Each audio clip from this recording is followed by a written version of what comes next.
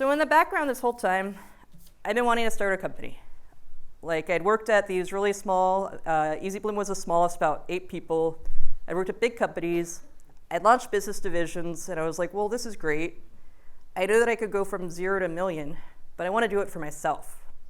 Like, I don't want to do it for somebody else. I don't want to do it as part of a spit out. I don't want to do it as part of a division. I want to do it for me. The issue was I had no ideas. Like, I was like, I'm a very boring person. Like, all I really know how to do is build software. Like, that's it. Like, I'm not like somebody who's like, oh, I also know how to do, crazy ideas all my friends were doing. I was just like, all I really know is software itself.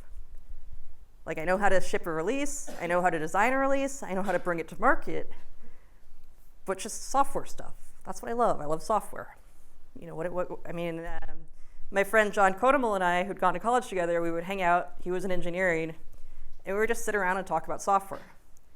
How should Agile be implemented, silly stuff we'd seen product managers do, how to build better releases, release management. That was all we talked about. So John and I kept trying to come up with an idea to start our company around. Finally, we decided that we would just start working on something 10 hours a week. So if there's ever anybody you're considering joining a company with, practice it first. You don't know what it's like until you actually work with somebody, what it's like to work with somebody. Sounds obvious. So what we started doing is we started working for 10 hours a week. We both kept our full-time jobs. John was at Atlassian, I was at Concur, and we would work on our idea for 10 hours. And we cycled through about, depending on how you count it, like 3 to 7 ideas. Initially, we thought about doing an app for children. Apps for children are actually very hard because there's a lot of regulations around what content you should show children. We thought about doing a productization of his PhD thesis, which was around static analysis, and we actually worked on this for a long time. We worked on this for about a year. So I was out there talking to a lot of developers. It didn't feel right. And then when we were talking to people about ideas, suddenly it became really clear to us that we should do something around feature flags. I was talking to my developer friends. They said, you know what I really like and miss is the framework that I used to have at Facebook, or the framework I used to have at Amazon, or I can see what people at Dropbox are building.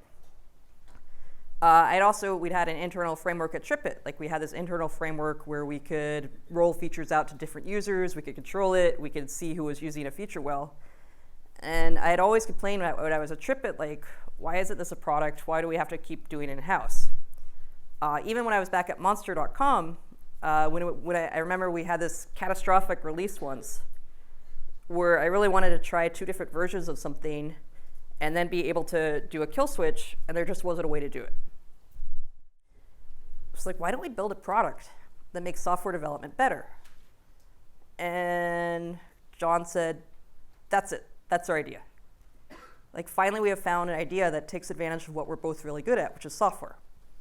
Like, the stuff that we thought wasn't important was actually really important because we understood software. Like, John had been at Atlassian, he had a PhD in software, CS.